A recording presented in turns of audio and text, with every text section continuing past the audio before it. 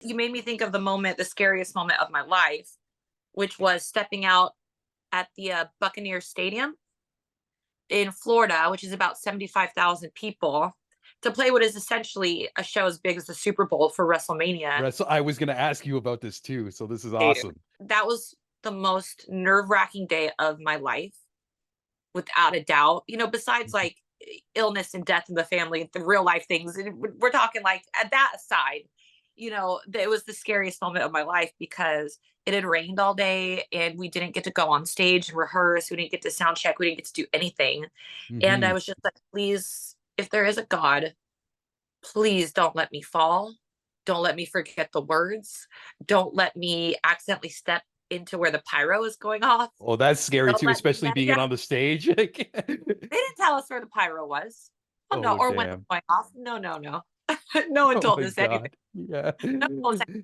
And thank goodness I saw when Rhea did the fist bump. I happened to be looking left, so I didn't leave her hanging on national, well, multinational, worldwide television. Mhm. So, thankfully, Yeah, and even I think what's cool too is there's a blog from WE about that moment too of Rhea's mhm. perspective and Yeah, hearing her equally as fucking nervous as you coming out of there, and course. even her talking about her growing up as like a teenager and listening to your band, so having this moment you guys play Yeah. her out, and she was like saying, "Oh, I came out at the wrong cue," like she was like so Well, nervous and because no one told us anything. yeah. So, like, she came into our dressing room and we played the song and rehearsed the stomp. But we were like, we don't really know how long they're rolling it for.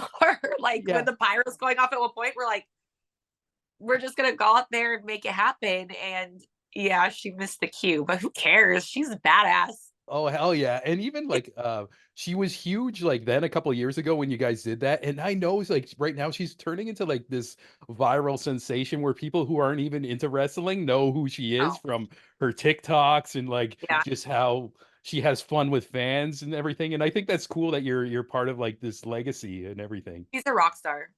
She Mhm. always was.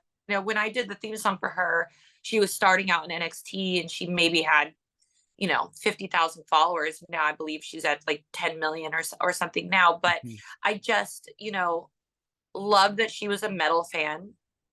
I loved that she could bridge the gap again between metal fans and wrestling fans, much like, Motorhead and Triple H. And I feel like there was a lack of that in WWE for a long while. So she's really pioneering bridging the gap, which is great. Mhm.